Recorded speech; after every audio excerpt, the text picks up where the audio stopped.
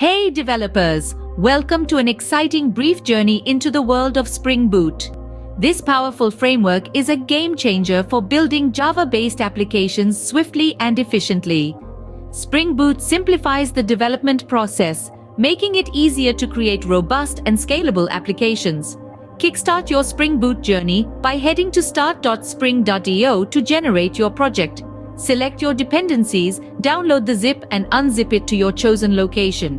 Next, fire up your favorite IDE, whether it's IntelliJ, Eclipse, or VS Code.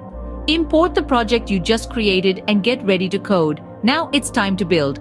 Create a simple controller class with a basic endpoint.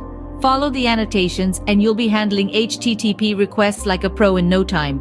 Once you're done, hit that run button in your IDE and voila! Your Spring Boot application is up and running. Look for the magic words.